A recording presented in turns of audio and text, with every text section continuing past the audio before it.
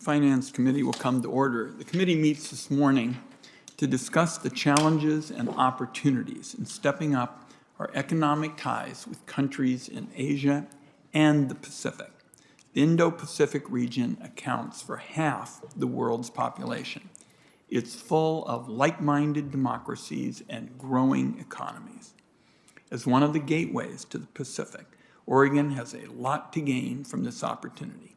1 in 5 jobs in Oregon is trade-related, and those jobs often pay better than do non-trade jobs.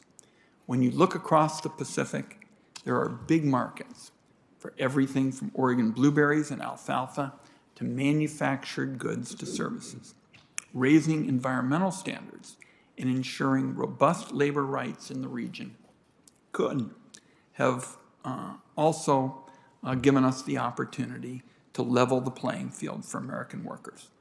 Last fall, the Wyden administration kicked off an effort to develop a wide-ranging economic framework with several countries in the region. There's a long way to go before any such framework comes together, so today's hearing gives the committee an opportunity to discuss key issues and priorities at the outset of the process. First, the United States must fight, and fight hard, for a free and open internet. The U.S. sees the internet as a venue for free speech and commerce. Authoritarian governments like China don't. The competition between those two visions is a fight we've got to win. Otherwise, Americans get hit with a 1-2 punch. First, authoritarian regimes block our exports, and then they export their censorship laws to us. The most significant example is the Chinese government and the Great Firewall. When the internet began to take off decades ago, Americans were the first out of the gate, launching companies with big, innovative ideas. The Chinese government decided it couldn't compete on that level. Instead, it blocked our firms, ripped off our ideas, and started clone companies under tight censorship rules. As those Chinese tech firms have grown, the reach of their censorship has grown also, with repressive effects on the American people. The Chinese government is still not a part of the Indo-Pacific discussions, nor should it be. Even still, winning the fight for a free and open internet requires the United States to push for digital rules that lock in freedom and openness with our allies at each opportunity. We know, Senator Crapo and I have talked about this, there's bipartisan interest in fighting this censorship. So our committee is going to watchdog this issue very, very closely in the days ahead. Second, our country has to raise the bar on labor rights. Democrats in Congress fought to make sure that the recent USMCA would be the strongest agreement in history when it comes to worker protections. We have to build on that progress with enforceable labor obligations to fit the region and the task. That includes combating the scourge of forced labor. That's been a priority for the committee. The truth is, forced labor and economic oppression overall are part of the Chinese economic model. It's not only morally repugnant, it's a threat to American workers and jobs. Senator Brown and I closed a major loophole in our forced labor law in 2015. Now we've got to make sure that's fully enforced.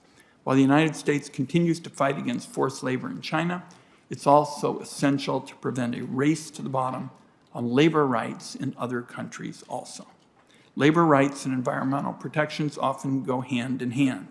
For example, there is a big need for strong new rules on subsidized fisheries.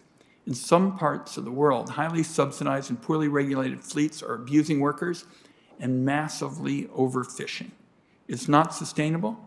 Everybody loses, including the abused workers and Oregon fishing families who should never have to compete with forced labor. Third, in all areas of trade policy, we believe here that sunshine is the best disinfectant.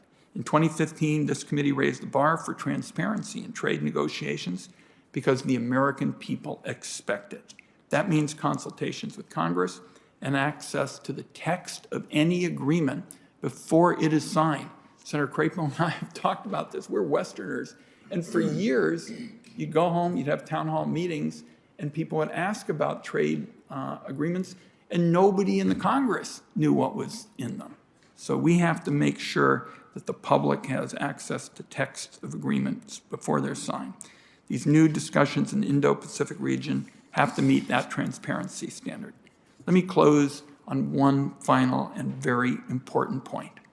While the committee meets for this hearing, there is a horrible war happening about 5,000 miles to the east.